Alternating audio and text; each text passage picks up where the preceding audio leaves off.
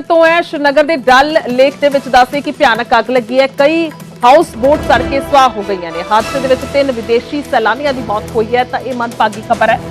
सड़ी हुई house boat के विचों लाशां बरामद हुई ने। बांग्लादेशी सैलानी सन। ये मृतक दसे जा रहे हैं। तो शनाख्त करने के लिए DNA सैंपल लए गए ने। करोड़ों की संपत्ति प्रॉपर्टी भी जी है वह सड़ के सुआह हो गई है। तो डल लेक बेहद ही मशहूर है। दूरों दूरों सैलानी इत्थे पहुंचते हैं। इवन विदेशों तो भी आके लोग इत्थे जो है वो घूमना पसंद करते हैं, बोटिंग करना पसंद करते हैं। पर वड्डी घटना वापरी है और बांग्लादेशी सैलानी दसे जा रहे हैं जिन्हों की मौत हुई है। 3 जणियां की मौत हुई है और डल लेक दे विच भयानक अग लगी है। हालांकि कई सवाल ने कि आखिरकार किवें इत्थे अग लग गई। सवाल बहुत वड्डा है जिस तरीके दे नाल लोग दूरों दूरों इत्थे पहुंचते हैं। तेजिंदर सोडी ने मेरे सहयोगी फोन लाइन ते। तेजिंदर की कुछ जानकारी है घटना वापरी है? देखो कल सवेरे तड़के की घटना हैगी जदों ये सारे टूरिस्ट हाउस बोट्स विच सुते हुए सीगे। डल लेक देखो मशहूर थ्रू आउट दी वर्ल्ड हैगी। टूरिस्ट उत्थे आंदे ने ते डल लेक विच जिहड़े हाउस बोट हैगे उहदे विच आके रात नूं ठहरन दा लुत्फ लैंदे ने। लेकिन कल रात नूं कोई सवेरे तड़के तक ये घटना हुई है जिहदे विच हाउस बोट जिहदा नाम सीगा सफीना ਉਹਦੇ ਵਿੱਚ ਇਹ ਅੱਗ ਦੀ ਘਟਨਾ ਵਾਪਰੀ ਹੈ ਜਿਹਦੇ ਵਿੱਚ ਲਗਭਗ 5 ਹਾਊਸ ਬੋਟ ਉਸ ਇਲਾਕੇ ਵਿੱਚ ਸੜ ਕੇ ਰਾਖ ਹੋ ਗਏ। ਜਿਹਦੇ ਵਿੱਚ ਜਦੋਂ SDRF ਤੇ ਜੰਮੂ ਕਸ਼ਮੀਰ ਪੁਲਿਸ ਨੇ ਇਹ ਅੱਗ ਬੁਝਾਉਣ ਦੀ ਕੋਸ਼ਿਸ਼ ਕੀਤੀ, ਫਾਇਰ ਐਂਡ ਐਮਰਜੈਂਸੀ ਡਿਪਾਰਟਮੈਂਟ ਨੇ, ਉਹਦੇ ਬਾਅਦ ਇਸ ਜਿਹੜੇ ਸਫੀਨਾ ਹਾਊਸ ਬੋਟ ਦਾ ਜਿਹੜਾ ਮਲਬਾ ਸੀਗਾ ਉਹਦੇ ਵਿੱਚੋਂ 3 ਡੈਡ ਬੋਡੀਜ਼ ਮਿਲੀਆਂ। ਇਹ ਤਿੰਨੋਂ ਡੈਡ ਬੋਡੀਜ਼ ਜਿਹੜੀ ਹੈਗੀਆਂ ਇਹ ਬੰਗਲਾदेश ਤੋਂ ਆਏ ਹੋਏ टूरिस्ट दी है। इन्हां दी आइडेंटिटी मिली है जिस तरह आनंदिया कोशवाल, मोहम्मद मोयुद्दीन ते दास गुप्ता। ये तीनों बांग्लादेश के नागरिक है ते जम्मू कश्मीर घूमण लई आए सीगे ते इस अग की घटना में इन्हां दी मौत हो गई है।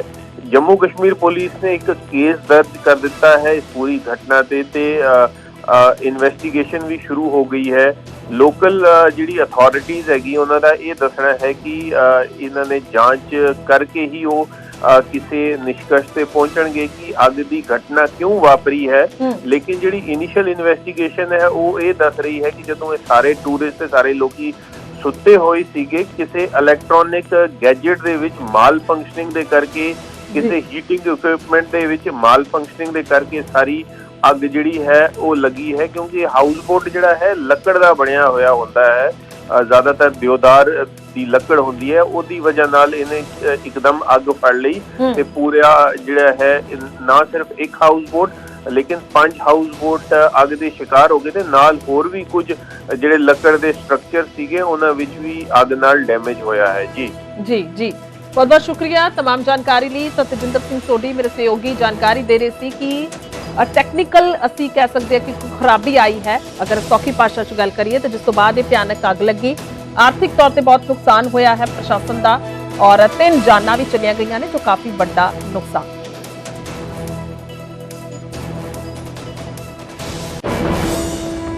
अगे वधांगे तो सोनीपत का जिक्र करांगे जिथे मल्टी स्टोरी बिल्डिंग दे विच अग दा तांडव वेखण नूं मिलिया। 7वीं मंजिल ते स्थित फ्लैट के लोग जिहड़े ने वो फस गए और साड़ियां बैडशीटां दे सहारे ये लोग हेठां उतरे ने और तस्वीरां तो हम दिखा रहे हैं। फायर ब्रिगेड ने बड़ी मशक्कत तो बाद अग से काबू पाया है। अग लगन के कारणों के बारे हालांकि पता नहीं लग सकिया है। साड़ियां लगा के ये लोग जिहड़े ने वो हेठां उतर रहे ने असीं देख रहे हैं क्योंकि लंबाई काफ़ी हुंदी है साड़ी के कपड़े की। बैडशीट्स हो गई भी काफ़ी लंबियां होंदियां ने। तो वो सारा कुछ जिस तरीके दे नाल पहला भी देखा कई बार अजिहियां घटनावां होईयां तो लोगों के वालों इस तरीके दे नाल अपनी जान नूं बचाउणा उस समय ठीक समझा गया। तो मल्टी स्टोरी बिल्डिंग असीं देख सकते हैं कई मंजिला इमारत है जिस दे विच अग लगी।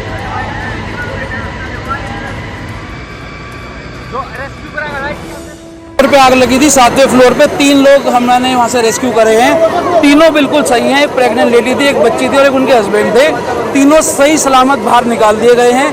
आग को कुछ हद तक काबू कर लिया गया है।